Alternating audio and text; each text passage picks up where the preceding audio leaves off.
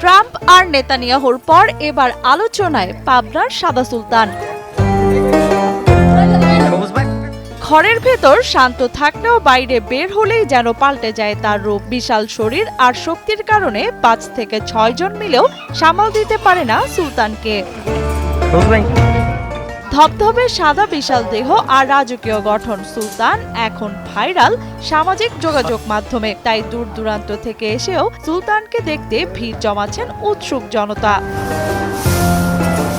স্থানীয়দের ভাষায় এমন বড় আর শক্তিশালী ষাঁড় তারা আগে কখনো দেখেননি। আশপাশের ভিতরে এত বড় গরু আমরা এখনো দেখিনি। এই গরুটাই আমরা দেখতেছি আর কি। আমরা এত রয়েছি আর এই এত গরু আশপাশে দেই নেই। পাবনার সদর উপজেলার হামিদপুর মধ্যপাড়ার সর্দার বাড়িতে বেড়ে উঠেছে সাদা সুলতান। খামারি ফারুক সর্দার জানান, দীর্ঘদিন বিদেশে থাকার পর দেশে ফিরে তিনি গরুর খামার গড়ে তোলেন। তার নিজের খামারের ক্রস জাতের গাভী আর অস্ট্রেলিয়ান ফ্রিজিয়ান জাতের ষাঁড়ের সংমিশ্রণে জন্ম নেয় এই সাদা সুলতান। আমি বিদেশ গেছিলাম, আমার ইচ্ছা ছিল আমি গরুর খামার করব। আমি দেশে এসে খামার করেছি। খামার করার পরে দেখা যাচ্ছে যে আমার এই গাভীর প্যাডের থেকে বাচ্চাটা হয়। হওয়ার পর আমি বাচ্চাটাকে আমি 6 মাস 8 মাসে একটানা দুধ খাওয়াতে, দুধ খাওয়ানোর পর আমার গরুটা এত বড় হয়। বিশাল এই গরুটির উচ্চতায় প্রায় 6 ফুট এবং দৈর্ঘ্য 9 ফুট, ওজন প্রায় 40 মণ বলে জানান খামারি। সুলতানের দাম হাঁকা হয়েছে প্রায় 15 লাখ টাকা। এখন গরুটা ধরেন 35-40 মণ ওজন আসবে। আমার এই দামও চাবো না, আপনারা আসেন গরু দেখেন। আমার গরু বেচা আমার 15 লাখ টাকা আমার টার্গেট।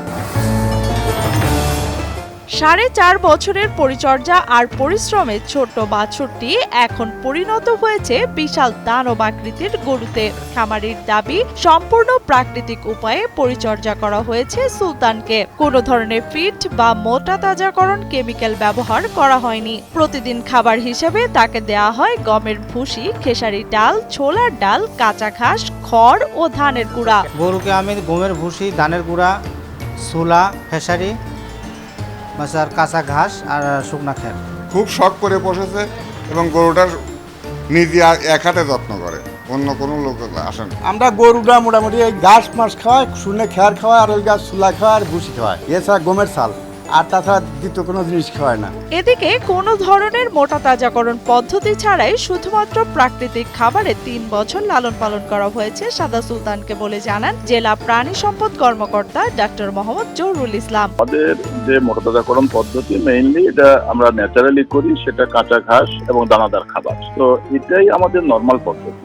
যারা অসাধু ব্যবসায়ী অসাধুভাবে করতে চায় তারা কিন্তু এটা 2-3 বছর রাখতে পারবে না। তারা 6 মাসের মধ্যেই এটা কিডনি নষ্ট হয়ে যাবে বা অন্য কোনো লিভারের সমস্যা হবে।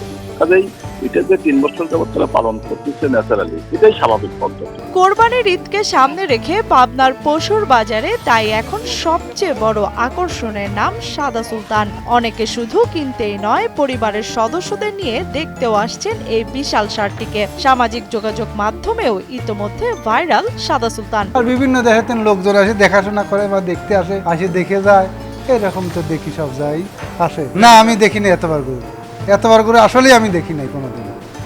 আর অস্ট্রেলিয়ায় কত নাই এটা দেখবো কোনদিন, এতবার গরু হয়ও না, দেখিও নাই। লিয়ানা শারমিন, সময় সংবাদ।